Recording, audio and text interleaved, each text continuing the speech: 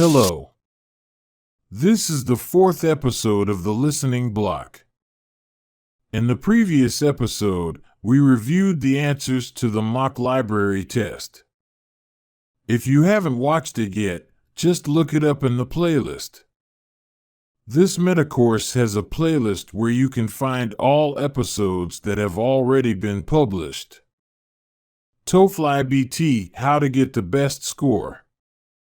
We said in the previous episode that we were going to discuss 3 more types of questions on this test in the next episode, but let's just look at the speaker's attitude and speech function questions, which belong to the same category, pragmatic comprehension. Judging by the words they use in these classifications, it may even seem a bit complicated, but you will see that it is not. You can find detailed information and tips for answering these types of questions on pages 27 to 30 of the book. Let's begin. So, in the previous episode, we said that it was important to pay attention to what people say, why they talk, and the details of the conversation, to answer questions of general content, general purpose, and details.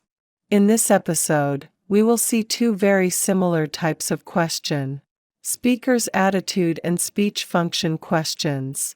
To answer these types of question, we need to pay attention to the context, that is, the situation of the conversation, like what is happening, where it is happening, the relationship between the people who are talking, these things.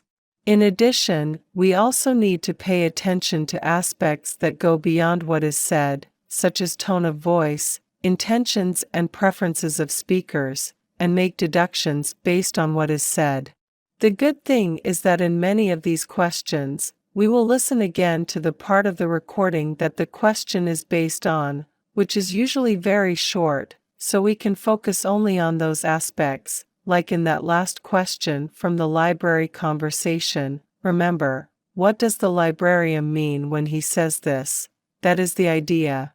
In other questions, we will use our notes to find the answer. We will practice this a lot during the course, so it will get easier and easier.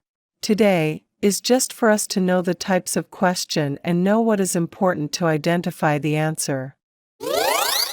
Okay. Check it out. Questions of attitude of the speaker or speaker's attitude.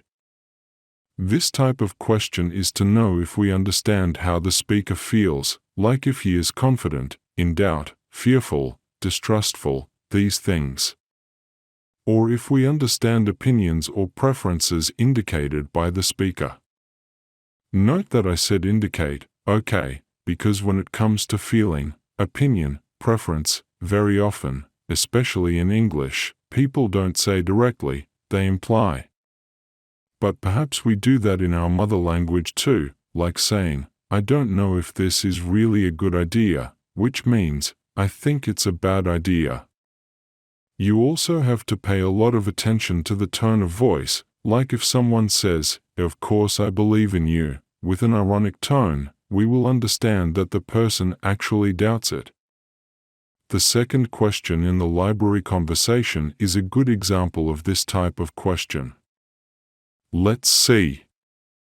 Why does the librarian mention the history section to the student? A. He wants to show where the copy machines are. B. He assumes that she will be interested in that section. C. The student asked for a book she was reading at her last school. D. Students wrongly assume that the literature books are there. The librarian says he has noticed that other students studying the same subject like to research in the history section. Check it out. Okay.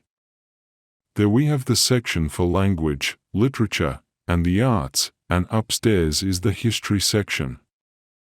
I noticed that students who study your subject usually like to research there. This explains why he told the student where the history section is, because he assumes the student will also research there. But he doesn't say, I suppose you will be interested. He explains why he supposes without saying that he is supposing. And we have to make that connection between the information he gave and his reason for having given the information to arrive at his assumption and identify the correct alternative, which is a B. He assumes that she will be interested in that section. We are going to train a lot on these speaker attitude questions here in the meta course, so on the day of the exam, it will be much easier. Speaker attitude questions are typically worth 1 point each and come up with high frequency, from 3 to 5 per test. Hey! Now we're going to see the function of speech.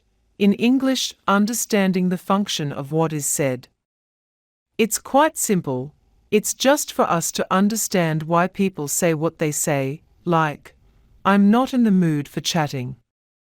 When someone says that, it's because they are upset. So the function of this speech is to show that they are upset, perhaps with the other person. There is an important detail here. In English, people often say things indirectly, that is, they say one thing that means something else. It sounds kind of confusing, but it's actually quite simple. Let's see an example for us to understand better. In English, it is very common for people to order someone to do something by asking a question instead of giving an order, because they think that this is a polite way of commanding. The person in authority orders the other to do a task, asking if the person wants to do it. For example, director to assistant, "Do you want to see if the parcel has arrived?" The function of this speech is not linked to its form, since it is not a question. What the director is actually saying is, "Go see if the parcel has arrived." The important elements here are the relationship between the people and the context, because only those who have authority over the other can give orders.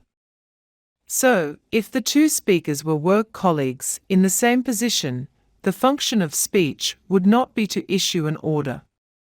The thing to do is to practice a lot, and we're going to do this a lot here in the meta course, practicing using the context to understand this indirect information. Like the speaker's attitude questions, these speech function questions are worth 1 point each and appear with high frequency, usually around 3 to 5 per test. This was the 4th episode of the listening block. We talked about the speaker's attitude and speech function questions.